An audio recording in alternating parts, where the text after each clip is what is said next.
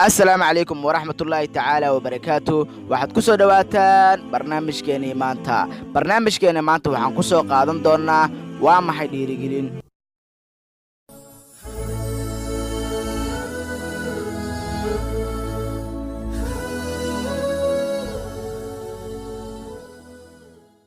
dhiirigelintu waa hadal cid lagu baraarujiyo si ay u gaaraan guusha. Dhiirigelintu waa meesha ay dadka shidaal qaataan si ay u gaaraan hankooda iyo hadafkoodii. Gaar ahaan dhiirigelintu waa dhaqaajiye nafeed kaasoo sabab u noqda inuu qofka qabto howl heerka aad u sareyso gaarsiiyana natiijo aad u weyn, waana furaha keen inuu qofku gaaro guul.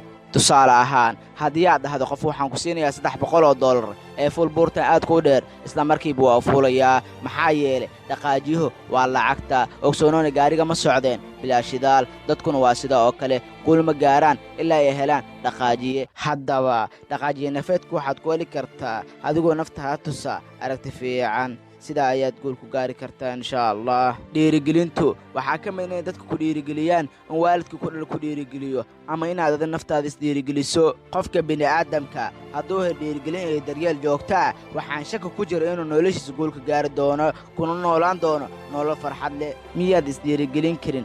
sidee u samayn lahayd dhiirigelin joogta? haa, waad isdhiirigelin kartaa, waana samayn kartaa dhiirigelin joogta adigoo adeegsanaya qodobadan. naftaada ku kalsoonow, wakhtigaada ka faa'iidayso, warqad ku qor waxyaabaha ku dhiirigelin kara, dhegayso muxaadarooyin ku dhiirigelin kara, aragti fog yeelo, yool yeelo. naftaada adigaa dhiirigelin kara adigoo adeegsanaya qodobadan. haddii aad rabto inaad qof dhiirigeliso, hadallada qofka lagu dhiirigeliyo waxaa ka mid ah: waad guulaysan kartaa, ha cabsanin, waad kari kartaa, waad baran kartaa, isku day, haliye ayaa tahay, way fududdahay, hormuud ayaa tahay, waad ka soo bixi kartaa, waad samayn kartaa, hore u soco, gees ayaa tahay, karta ayaad leedahay, waad dhib yar tahay, iyo kuwo kaloo aad iyo aad u badan. intaas ayaan ku joojinayaa barnaamijkeennii maanta. intaan markale ku kulmayna waxaa idinkaga tegayaa sidaas iyo nabadgelyo. السلام عليكم ورحمة الله تعالى وبركاته.